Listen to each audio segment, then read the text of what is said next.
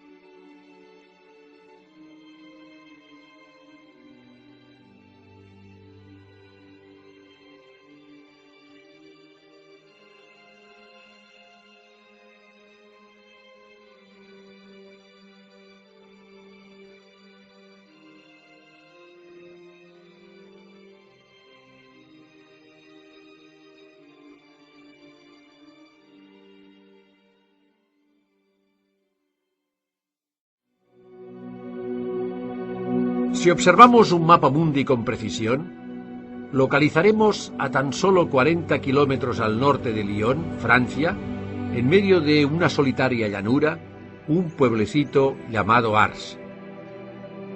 Antaño, sus gentes, labriegos, pastores y artesanos, gentes de bien, que aun habiendo recibido las enseñanzas evangélicas, transmitidas de generación en generación y asimiladas en sus corazones, éstas se vieron mermadas y profanadas por la Revolución Sangrienta de 1789, revolución que tantas almas seglares y sacerdotales costara a la Iglesia.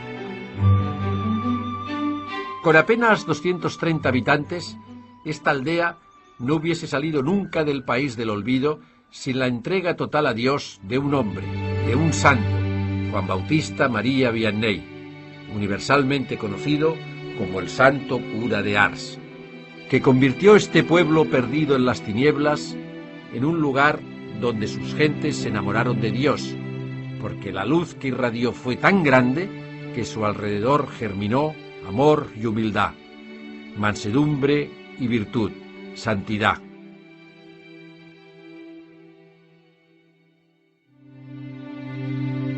Juan María viene al mundo un 8 de mayo de 1786, en Dardilly, un pequeño rincón de la campiña francesa. Su feliz infancia, como de cristal transparente, y su juventud santa se desarrolló en el seno de una familia católica, campesina acomodada, muy piadosa. Tanto es así que se acostumbraba aquí a acoger a cuantos pobres llamaban a su puerta. La casa de los pobres la llamaron, porque en aquellos años eran muchos los desamparados que, huyendo de la cruel y sacrílega revolución, buscaban amparo en las buenas gentes. Uno de esos mendigos al que ayudarán fue San Benito José Labre, que, inspirado por Dios, predijo que un día un hijo de esta familia haría ilustre para siempre esta morada. Una noche pues llegaron a casa de los Vianney muchos mendigos, pues 15, 20, y la mujer le dijo a su marido, ¿no?, al padre de San Juan María Vianney, que no hay sopa para todos, que es que no hay cena suficiente. Y el padre le contestó, bueno, pues yo me quedaré sin cenar. ¿No? Es un ejemplo de cristiano ejemplar que generosamente sabe practicar las obras de misericordia, ¿no? Y en esas pequeñas cosas, pues Juan María Vianney fue aprendiendo de su padre esa generosidad. La madre del joven Vianney le inculcó un amor devotísimo a la Virgen Santísima. Él realmente aprendió viendo rezar a su Santa Madre. Era tanta su entrega a la Madre de Dios que no dejaba de rezar frente a ella, en casa, en el campo, durante el pastoreo, e imantaba su amor a quienes le rodeaba. Él tenía un rosario muy bonito que le habían regalado y con el cual él rezaba porque le gustaba bastante rezar. Y su hermanita lo vio y, cosa de niños, pues le gustó el rosario y empezaron con el rosario a pelearse. Entonces la mamá le dijo, mira, déjale, si tu hermana lo quiere, déjale el rosario. Ese desprendimiento de un rosario, de algo que para él tenía mucho sentimiento, y claro, el apego de un niño, pues hizo el esfuerzo y se lo dio a su hermanita. Le costó un verdadero esfuerzo, un verdadero vencimiento. La mamá, en premio, entonces le regaló una imagen de la Virgen y eso le ayudaba. Lo llevaba en el bolsillo y cuando tenía sus problemas sacaba a la Virgen, le rezaba y con eso él se iba fortaleciendo cada día. Oh, cuánto quería yo aquella imagen. No habría dormido tranquilo si no la hubiera tenido a mi lado. La Santísima Virgen ha sido siempre mi mayor afecto. Cuando salía a trabajar en el campo, pues le pesaba que su hermano mayor avanzara más que él, labrando, ¿no? Y él un día decidió, voy a poner la Virgen al final del campo y me voy a fijar los ojos en ella. Entonces avanzaba y teniendo a la Virgen presente, pues el amor a la Virgen le impulsaba a trabajar y pues con muchos menos años que su hermano, pues llegó a hacer el mismo trabajo que él, ¿no? Ya desde muy jovencito, Juan María mostraba gran afición por las ceremonias sagradas. Con ojos desorbitados miraba al sacerdote, sus gestos sagrados, la dignidad de sus ornamentos, el amor con que consagraba el cuerpo de Jesucristo. Todo le cautiva. Su sensibilidad a lo espiritual era tal que sentía la presencia real de Jesús en la Eucaristía, hasta volverlo loco de amor. Sus palabras dejan constancia de su verdadero amor. Si no tuviera suficiente fe, vería a Dios escondido en el sacerdote como una luz tras su pantalla, como un vino mezclado con el agua. Al comulgar, siento algo extraordinario. Es un gozo, una suavidad, un bienestar que me corre por todo el cuerpo y me conmueve. No podemos menos que decir con San Juan, es el Señor. Jesús está ahí. Él está ahí.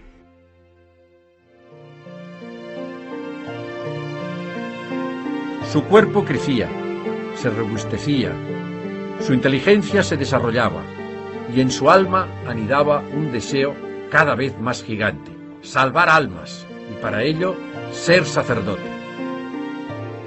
2 años tuvo que esperar Juan María la decisión paterna, porque su padre no veía al principio tal posibilidad, por el coste del seminario, por la falta de mano y ayuda en las labores agrícolas de la casa. Pero Dios tiene sus planes.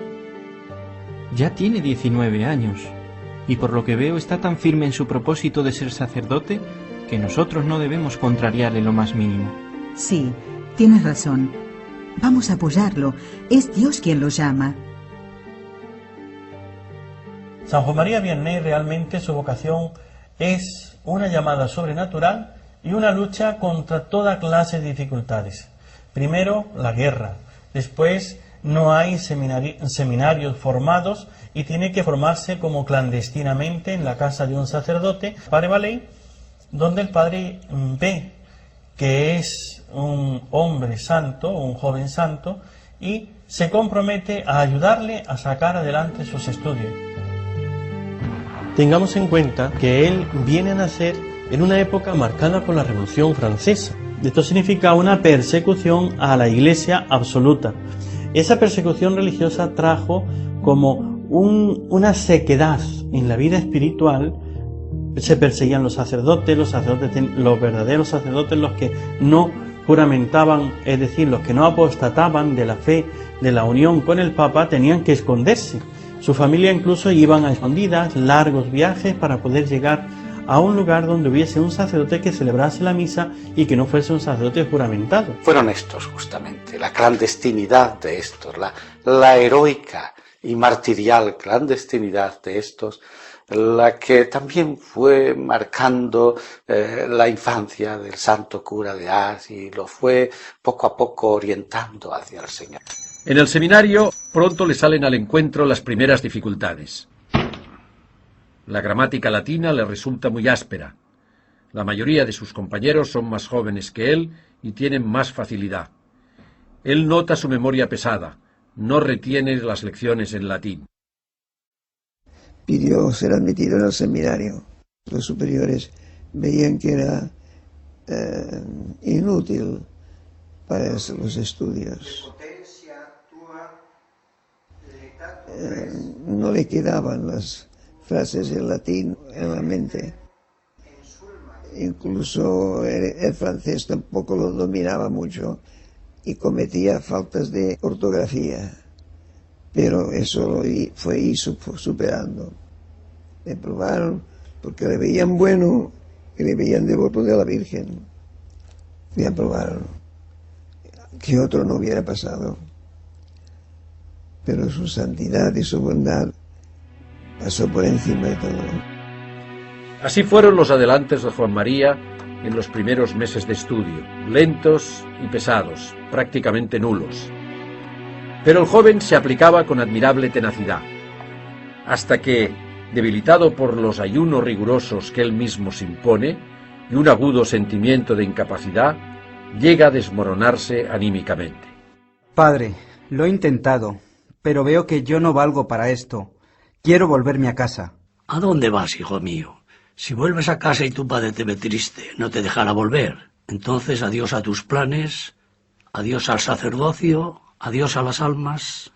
Los superiores no sabían si le ordenarían o no, pero a base de esfuerzos y de la devoción que sentía la Virgen, le animó a ir perseverando. No hay que negar de manera ninguna que no estaba muy dotado para los estudios. Esto parece que es evidente. Pero como seminarista era enormemente cumplidor de su deber, era un hombre enormemente disciplinado y era, como naturalmente él lo fue siempre en su vida, era profundamente piadoso.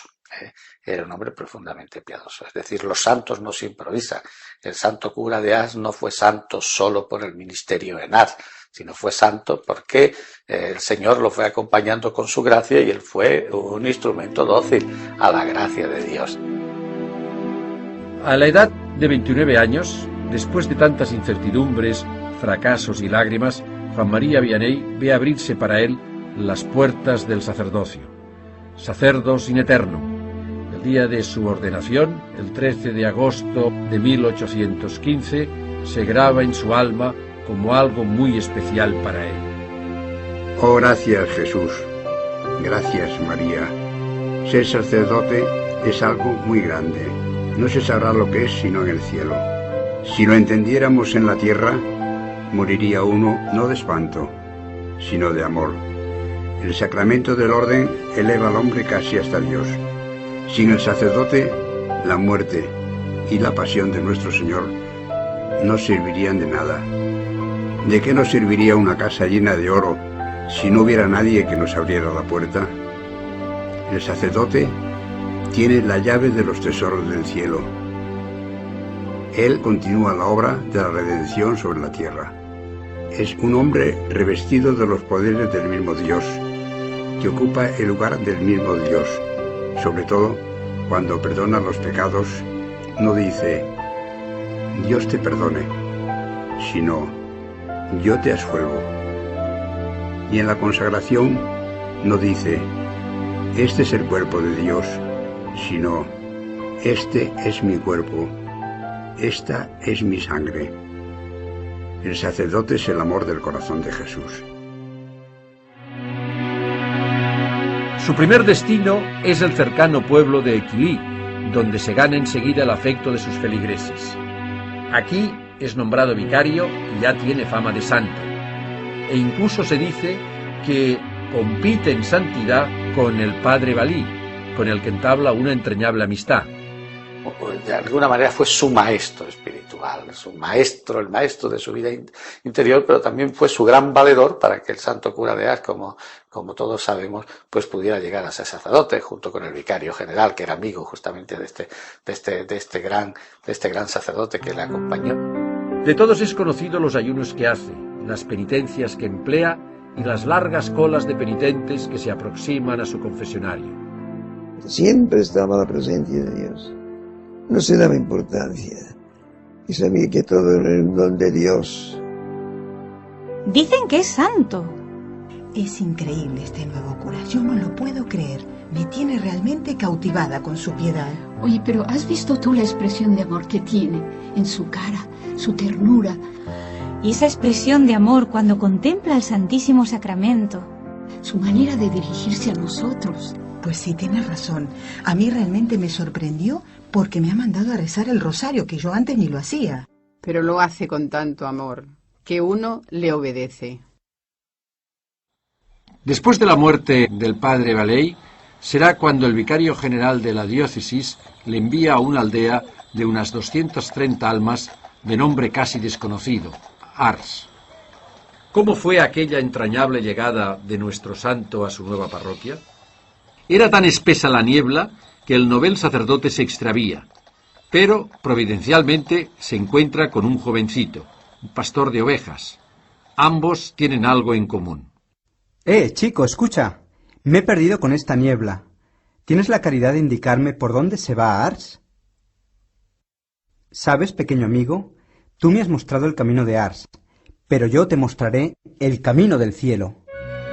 Aquí en Ars le preocupa la triste situación espiritual en la que se encuentran sus nuevos feligreses. Este pueblo no está precisamente entre los más piadosos, más bien todo lo contrario. Reinan los principios de la Revolución Francesa. La fe está casi extinguida. Hay gran indolencia en la gente y mucha ignorancia religiosa. Muchos dejan de asistir a la Santa Misa los días de precepto. Trabajan sin necesidad los domingos y no abandonan el execrable vicio de blasfemar. Los padres dilapidan su dinero en las tabernas. Los jóvenes, con su alocada afición al baile, cometen graves desórdenes y pecados. Escuchad todos, la taberna es la tienda del demonio, la escuela donde el infierno predica y enseña su doctrina, el lugar donde la fortuna se arruina, la salud se pierde y donde se cometen los asesinatos. ¿Sabéis lo que hacen los taberneros?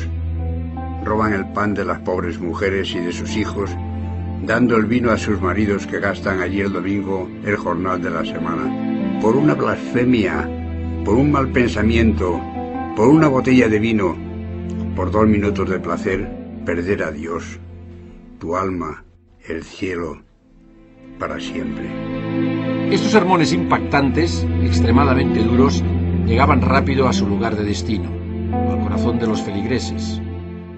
Hablaba mucho a los padres respecto de sus hijos, la obligación tan grave que tenían de educar y de ayudar a esos hijos a que se salven. Decían, en el cielo lo veréis, que algunos se condenarán por no haber hecho lo suficiente por sus hijos. Yo le digo que cuando yo era joven y tenía modelos sacerdotales, estaba en el seminario, y los modelos sacerdotales eran sacerdotes de mi tierra, de mi diócesis, de Mérida, Badajoz, pues estos sacerdotes hacían lo mismo que el cura de Ars. El cura de mi pueblo hacía lo mismo que el santo cura de Ars. Combatía el baile, porque veía, es decir, no el baile, sino todo aquello, es decir, ellos no tenían nada contra la fiesta, ni contra la alegría del pueblo cristiano, sino todo aquello que era ocasión y motivo de ofensa a Dios. Si uno quiere dominar las pasiones, ha de ser así, hay que mortificarse. En la vista, en el oído, en todo, y en las amistades. Dejad una parroquia 20 años sin sacerdote y adorarán a las bestias. El nuevo párroco de Ars se enfrenta con todas aquellas circunstancias que a un sacerdote le pueden desmoralizar. Pero cuenta con la presencia de Dios en su alma. Trabaja día a día, gota a gota. Se desvive por las almas que tiene que salvar. Ruega a Dios, pide a Dios, aflige su cuerpo con penitencias y pasa largas horas de la noche en oración. Dios mío, concededme la conversión de mi parroquia. Consiento en sufrir cuanto queráis durante toda mi vida los dolores más vivos con tal de que se conviertan. Los feligreses son testigos de su vida. En cuanto llegó, consideró la iglesia como su casa. Entraba a la iglesia antes de la aurora y no salía hasta después del ángelus de la tarde. Si alguno tenía necesidad de él, allí lo podrían encontrar. Sencillo, pobre y humilde, sonriente y servicial. ¿Qué idea más equivocada se tiene de los santos? Los santos son alegres, esa alegría que viene de Dios, aún en los mayores sufrimientos. Son gentes que no viven ellos, vive Dios con ellos, o Jesucristo, y sufren. Su gran sufrimiento pues era encontrarse pues a un pueblo pues que estaba separado de la vida cristiana. Por eso se dedicó total y plenamente en los primeros tiempos de su vida pues en ir formando a cada cristiano, porque era un sacerdote ejemplar en ese sentido. Su ministerio era para la persona, para cada una de las personas, era un ministerio personalizado. Por eso lo centra en el sacramento de la penitencia, porque es la búsqueda del otro para el amor de Dios, la búsqueda de la oveja perdida. El cura de Ars fue un hombre de confesionario. Eran ingentes cantidades de penitentes quienes se acercaban a recibir de él, cuando podían, dirección espiritual, aunque fueran breves palabras. Primero de 1 en 1, luego de 10 en 10, hasta convertirse en verdaderas riadas humanas. Este siervo amado de Dios se crucificó allí libremente. Fue un mártir de la confesión. Hubiera podido huir de los pecadores, retirarse al claustro o al desierto, a la trapa, como solía decir, pero por amor a las almas se quedó en su puesto. Es aquí, entre aquellas tablas, en este taúd anticipado, donde más tuvo que sufrir el cura de Ars, donde en verano el confesionario parecía una estufa y en invierno una auténtica nevera. 16 horas la confesión, era un santo. Cuando uno iba a confesarse y veía que el sacerdote le ayudaba, te has descuidado de este pecado, veía la conciencia, el amor de Dios se le salía, tocaba el corazón de los demás y poseído de Dios, aquellas palabras entraban. Mucha retórica, mucha poesía, pero no hay espíritu, no logra, no rompe los corazones endurecidos. Sabéis que se dice que el cura de Ars ponía penitencias muy suaves, porque el que hacía las penitencias por los penitentes era él. Él rezaba por ellos, él se sacrificaba por ellos.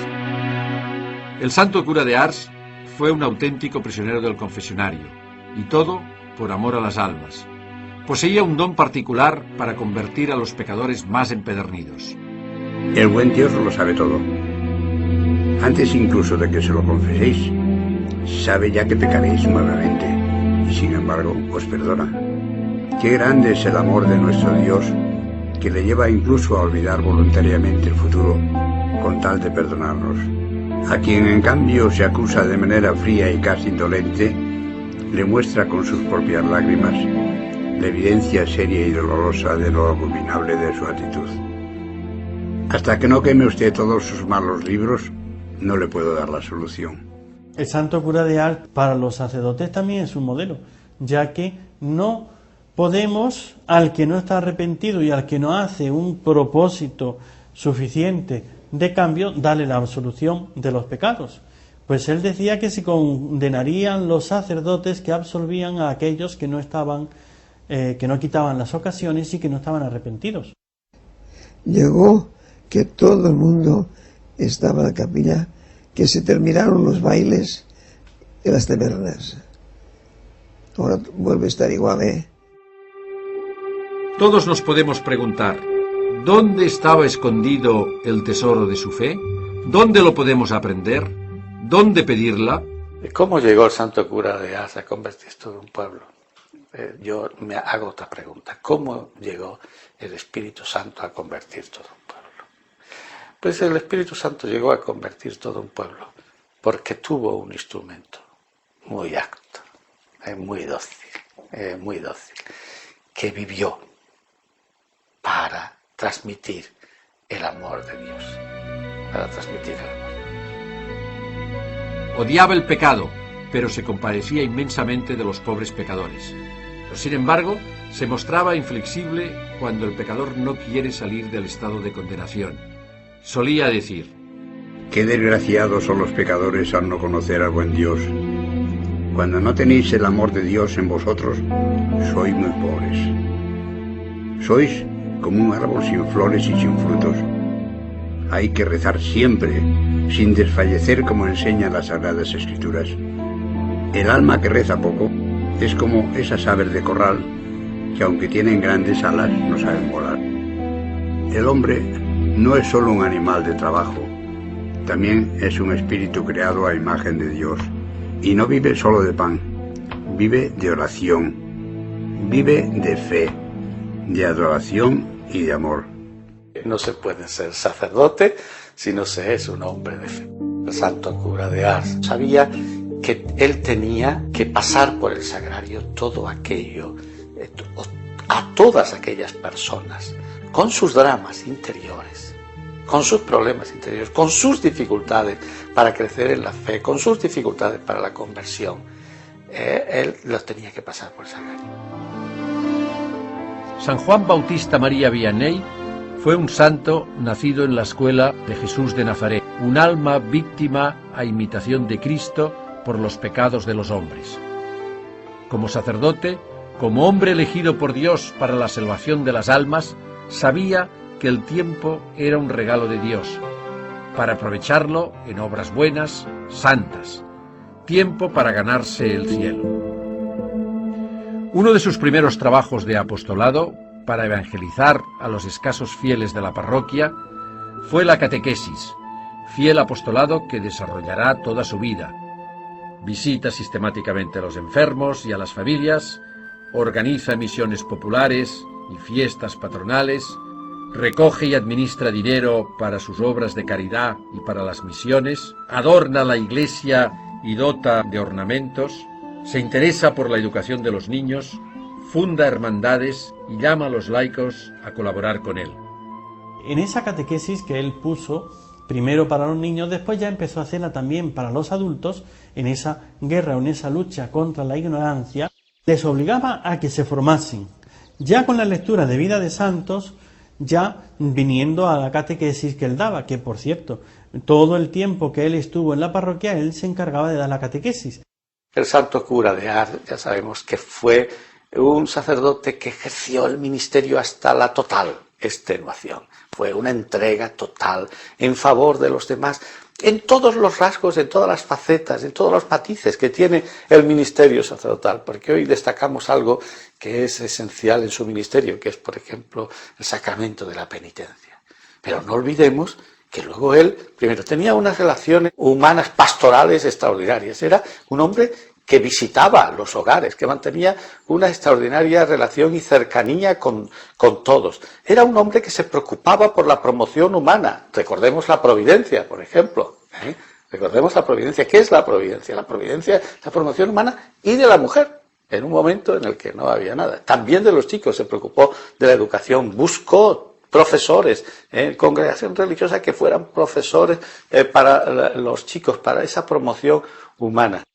Se santificó en el ejercicio del ministerio. Fue así como poco a poco los habitantes y especialmente los muchachos, semilla futura de santidad y renovación, aunque remisos al principio, iban adquiriendo en sus almas la savia santa de sus palabras y ejemplo de vida.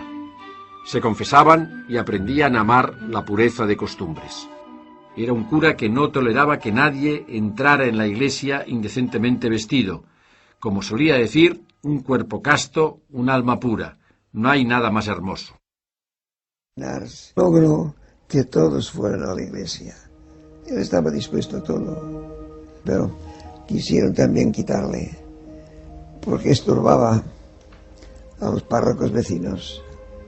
Vi que mucha gente iba a Ars y no iba a sus pueblos. Él, sin moverse de Ars, hacía su apostolado. Era un santo, carácter especial, prescindía de los demás, se fijaba en el Evangelio y predicaba el Evangelio. El cambio de las costumbres en Ars fue total, ejemplar. Es increíble el cambio que ha dado este pueblo. Pero fijaros que en la iglesia antes no había nadie y desde que él ha llegado somos todos más piadosos. Así es, tienes toda la razón. ¡Qué cura más bueno nos ha tocado, eh! Ya lo creo, no hay más que verlo rezar. En su pastoral es hoy realmente lo que tenemos que hacer. No hay otra pastoral. A veces en estos consejos pastorales de la parroquia diocesanos y demás, hacemos planes y se nos olvida que las almas se convierten como lo hizo San Juan María Vianney. Este plan pastoral, por decirlo de alguna manera, la lucha contra el vicio, la formación en la virtud, la formación cristiana y el amor, él tenía esos dos grandes pilares, la Eucaristía y la Santísima Virgen, juntamente con la Iglesia. La Eucaristía y la Virgen eran para él realmente su campo de batalla y cómo hizo a las almas llegar a gran santidad. Era un santo austero, muy duro, muy duro. La comida muy dura. En la habitación un colchón de hojas de maíz y pobre. Fue austero absolutamente toda su vida, fue recio, profundamente recio, es decir, si algo caracteriza al santo cura de Ars es justamente su reciedumbre. Su fama de hombre de Dios, de santo, se extiende por todo el orbe. Es así que acuden al pueblo los primeros peregrinos de otros lugares para confesarse con él y encontrar la paz del alma. ¿Le veis? Cumple la promesa que hizo en su ordenación sacerdotal, punto por punto. Medita el breviario con mucho amor, reza el Santo Rosario todos los días, celebra la Santa Misa como elevado hacia Dios, y no solo lee la vida de los santos, sino que trata de imitarlos. ¡Qué buen sacerdote! Es ejemplar. Venía gente de todo el mundo. Incluso la Renfe de allí hizo de manera que las vías del tren pasaran por cerca de Ars. La parroquia de Ars fue como un gran hospital de almas. Él era el gran médico, el gran maestro, el gran director, y venían de todas partes, de Francia y del extranjero, a buscarle para confesarse, puesto que sabían que él era un santo, y en él buscaban para el alivio, el consejo, el consuelo y también la orientación.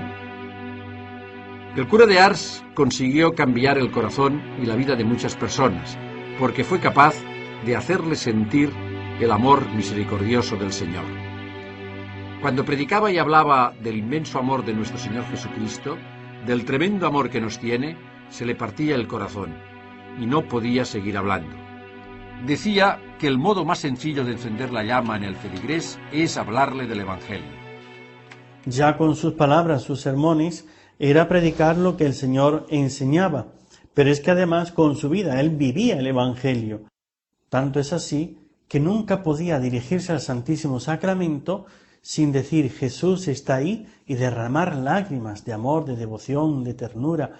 Y la gente le veían que cuando él hablaba con la Eucaristía, que cuando él hablaba a Jesús en la Eucaristía, lo hacía pues no como el que cree que está, sino como el que ve.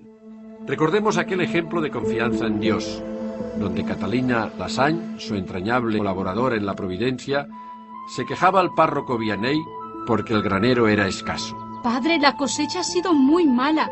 El granero está casi vacío. ¿Qué daremos de comer a nuestros pobres? Tenga fe, Catalina. Ya verá. He pedido a las huérfanas que recen. El buen Dios no nos fallará. Yo he colocado en el granero una reliquia de San Francisco de Regis. Vaya a traer el trigo que nos queda, y no tema. No es posible, Dios mío. El granero está más lleno que nunca. No cabe nada más. Fe. Fe. Fe. Resulta que Notre Dame de París cada año hacen una novena a la Virgen de Notre Dame.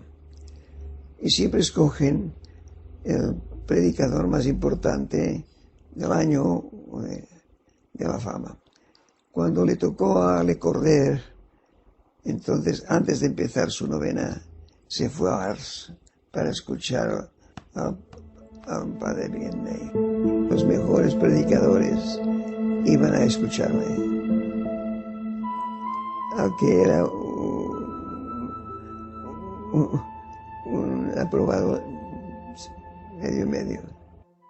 Su fama de santidad crecía de día en día, pasaba las fronteras, porque hacía mucho bien a las almas. Pero al sentirse desbancado, el diablo desata una oleada de calumnias y persecuciones contra el cura de Ars, pero éste las abraza con alegría a imitación de los santos, a imitación de nuestro Salvador.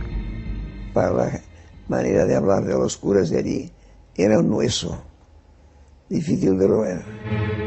Vianney, comedor de patatas. Campesino ignorante, ¿todavía no estás muerto? Ya te agarraré. Ah, sapo negro, ¿cuánto me haces sufrir? Los otros sapos no me hacen sufrir tanto. ¿Por qué te levantas tan de mañana? Comes tan poco y predicas con tanta sencillez. Predica pomposamente como en las grandes ciudades, y así no te tomarán por ignorante. Qué voz tan fea tiene el bellaco. Está rabioso. Eso es señal de que mañana va a haber alguna conversión importante. Caerá algún pez gordo. San Juan María Vianney, en todo su apostolado, en esos años donde él empezó a confesar y la gente empezaba a acudir de fuera, el demonio le atacó fuertemente. En una ocasión, por ejemplo, él estaba confesando y revisaron que estaba ardiendo su casa. Fueron allá, fueron a apagar y vieron que la cama era lo único que se había quemado, todo lo demás no se había quemado, y él riéndose dijo que el pajarito estaba fuera de la jaula, ¿no? Le llamaba el bellaco y lo hacía así con un desprecio. ¡Ay, el bellaco!, ¿no? Tenía fe, vamos, él veía al demonio. El demonio le pegaba fuertes palizas. A veces la cama se la retorcía, estaba acostado y empezaba a romper cosas, escuchaba unos ruidos como que se le caía todo encima. Lo hacía para asustarle. Y él vencía al demonio, salvando almas, robándole, diríamos, los que ya tenía esclavizados bajo el pecado, porque no hay nadie que haya hecho más bien a los hombres que aquel que ha quitado más pecados. Va liberando a las almas del poder tiránico, satánico del demonio. 38 años sufrió el santo cura las vejaciones del demonio. Era atormentado por el día por los hombres y por la noche por el demonio. El demonio, decía, es muy astuto, pero también es muy estúpido. Si monta en cólera, buena señal. Santa Gemma Galgani, que escribía sus notas, el demonio le cogió el borrador y se lo llevó. Luego se lo devolvió y están en las notas, están las yemas del demonio. Y eso sirvió como encuadernación del libro. Lo central en la vida del santo cura de Ars como sacerdote, como hombre de Dios entregado a su santo servicio, es la Santa Misa. La misa es lo más grande para él. Durante sus 40 años en Ars, antes de celebrar el santo sacrificio del altar, se preparaba con casi una hora de oración. Es tan grande lo que va a realizar. Está convencido de que todo el fervor en la vida de un sacerdote depende de la misa. Siempre que celebra, ofrece también la propia vida como sacrificio. Todas las buenas obras juntas no son comparables al sacrificio de la misa, porque son obras de hombres, mientras la Santa Misa es obra de Dios. La causa de la relajación del sacerdote es que descuida la misa. Qué pena el sacerdote que celebra como si estuviera haciendo algo común y corriente. ¿Cómo aprovecha un sacerdote ofrecerse a Dios en sacrificio todas las mañanas? Qué dolor más amargo pensar que hay hombres que mueren sin amar a Dios. Dios mío, no permitáis que el pecador perezca. Su vida sacerdotal fue una santa misa, un sacrificio ofrecido al Padre por amor a su vocación, a las almas por amor a Dios. Veían en él a Dios. Hubo hasta alguno de esos peregrinos que llegaron hasta Ars, que cuando lo vieron después comentaban entusiasmados: he visto a Dios en el cura de Ars. El párroco Vianney logró que los vecinos de Ars tuvieran vida interior, luz de Dios en sus almas, que sus almas vivieran la santidad. Amigo de los santos, no dejaba de recomendar a sus feligreses la lectura meditada de la vida de los santos o la imitación de Cristo. Él era muy devoto de San Juan Bautista y de Santa Filomena. Fue un crucificado verdaderamente, muerto al mundo y a sus pompas, un alter Christus, un humilde servidor de Dios en quien arraigaron las virtudes santas y heroicas de la perfección cristiana, dándose a los demás hasta la extenuación. Mostró al mundo el camino, la verdad y la vida. No hay vida sin cruz, solía decir. La cruz es la llave que nos abre la puerta del cielo. La cruz es la lámpara que ilumina el cielo y la tierra. No lo podemos olvidar. La cruz en la vida del sacerdote es una realidad. Nuestra vida está crucificada en Cristo. Por eso, como es natural, no hay sacerdote sin cruz. No. Todo seguidor de Cristo, su vida está crucificada en Cristo. Amó la cruz porque amó a Dios, y amando a Dios se entregó a los hombres para la salvación de sus almas, y esto hasta el final de sus días.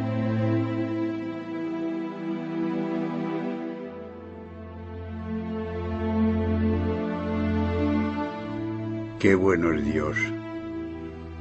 Cuando ya no puedo ir a verlo, viene Él. Qué agradable es morir cuando se ha vivido sobre la cruz.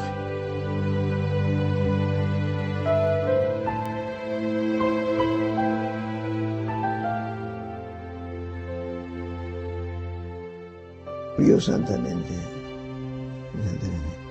cómo había vivido. Incomprensiones por unos, maravillas para otros. La Iglesia reconoció que fue un gran sacerdote. No exageremos al cura de Ars confesor sobre el cura de Ars pastor, sobre el cura de Ars educador, sobre el cura de Ars preocupado por los problemas y necesidades humanos de su gente. El sacerdote integral, santo integral, pero fundamentalmente sacerdote integral. Y así, por eso yo destaco lo que es la Iglesia, sacerdote, sacerdote, sacerdote, sacerdote.